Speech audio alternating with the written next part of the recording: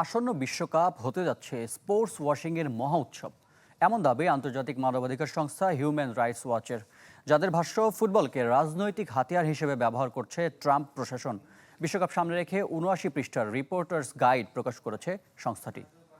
একনল advanced hygiene soap, এবার জীবাণু ধুলাবালি ঘাম clean bold. A product of Remark.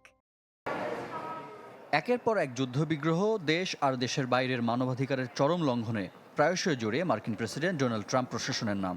এমন সমালোচনার মাঝে যিনি জিতে নিয়েছেন ফিফা পিস প্রাইজ। আর আসন্ন বিশ্বকাপ ডোনাল্ড ট্রাম্পের স্পোর্টস ওয়াশিংয়ের অংশ, হিউম্যান রাইটস ওয়াচের এমনটাই দাবি। জনপ্রিয় কোনো খেলাকে যখন গুরুতর অপরাধ ঢাকতে ব্যবহার করা হয়, তখন সে প্রক্রিয়াকে বলা হয় স্পোর্টস ওয়াশিং, যে কাজটি খুব দক্ষভাবে করছেন ডোনাল্ড ট্রাম্প। মার্কিন প্রশাসনের অমানবিক অভিবাসন বিরোধী অভিযান, বৈষম্যমূলক নীতি এবং স্বাধীন গণমাধ্যমের ওপর হুমকি প্রমাণ করে টুর্নামেন্টের স্বাভাবিক পরিস্থিতি থাকবে না। আমার মনে হয় স্পোর্টস ওয়াশিংয়ের সংস্কৃতি এখনও চর্চা হয়। এবারে বিশ্বকাপ যা অতীতের সব আসরকে ছাড়িয়ে যাবে।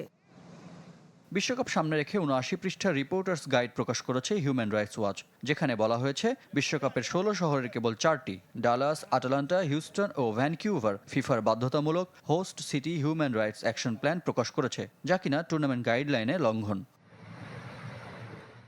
কেবল যুক্তরাষ্ট্র নয়, মানবাধিকার সংস্থার অভিযোগ মেক্সিকোকে ঘিরেও। স্বাধীন গণমাধ্যম যেখানে একেবারে অনুপস্থিত। গেল বছর মেক্সিকোতে হত্যার শিকার ৭ সাংবাদিক। রিফাত হোসেন, চ্যানেল 24।